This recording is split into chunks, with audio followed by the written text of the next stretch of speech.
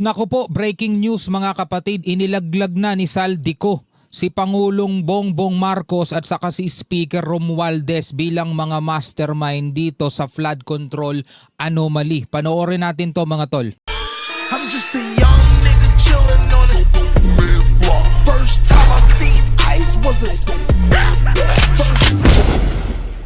Alright mga kapatid, welcome ulit sa ating bagong video, reaction, review, commentary, opinion, criticism at kung ano-ano pa. Hindi na natin patatagalin pa mga tol dahil sa kauna-unahang pagkakataon, naglabas na ng pahayag si dating Congressman Saldico kaugnay ng kanyang mga nalalaman mga kapatid, no? Kaugnay daw dito sa issue ng flood control. At mga kapatid, ang sabi niya hindi na daw siya mananahimik. Panoorin natin mga kapatid, sama-sama nating tunghayan. Huwag na natin patagalin pa. Panoorin na natin to. Ang nag-deliver papunta sa bahay Payat niya, no? nila Pangulong Bongbong Marcos at Speaker Martin Romualdez mag-insert or magpasok ng 100 billion worth of projects sa BICAM. Sana po ay hindi nila ako mapatay bago ko mailabas ang lahat. Ginawa ko lang ang utos sa akin, pero ngayon, handa na akong harapin ang lahat. Ginagamit ng administrasyon ang buong resources ng bansa para tumahimik ako. That he will shoot me if I will talk. Gagamitin ako bilang panakipbutas sa kanilang kampanya laban sa korupsyon. Hindi na ako mananahimik, ilalabas ko ang lahat ng katotohanan. May resibo, may ebidensya, at may pangalan. Naku po.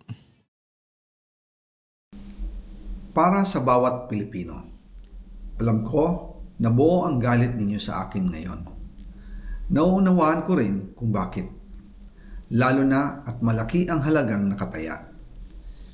Pero bago kayo humusga, hayaan ninyong ipaliwanag ko ang buong katotohanan. Matagal akong hindi nagsalita dahil may direktang utos sa akin. Huwag nang bumalik ng Pilipinas at manahimik na lamang. Umalis ako noong July 19, 2025 para sa aking medical check-up. Nakaplanong bumalik pagkatapos ng SONA ni Pangulo. Pero habang papauwi na ako, tinawagan ako ni dating Speaker Martin Romualdez at sinabihan, "Stay out of the country. You will be well taken care of as instructed by the President." Noon naniniwala pa ako sa kanila, kaya't hindi ako bumalik. Tumikom ang aking bibig, sumunod ako, pero ang hindi ko alam, ang ibig pala nilang sabihin sa aalagaan ka namin ay gagamitin ako bilang panakipbutas sa kanilang kampanya laban sa korupsyon. Ginawa nila akong poster boy ng kanilang sariling kasinungalingan. Ngayon, hindi na ako mananahimik, ilalabas ko ang lahat ng katotohanan. May resibo, may ebidensya, at may pangalan. Nagsimula ito nung tumawag si Sekmina Pangandaman sa akin nung nag-umpisa ang BICAM process last year, 2024. Ang sabi niya, katatapos lang ng meeting nila ni Pangulo at may instructions na mag-insert or magpasok ng 100 billion worth of projects sa BICAM.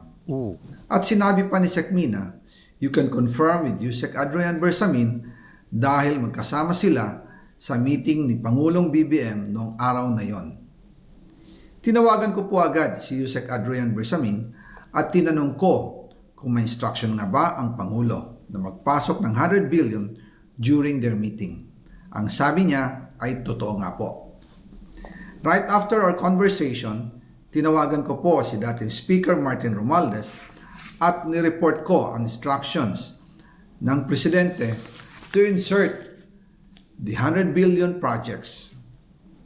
At sinabi niya sa akin, what the President wants, he gets.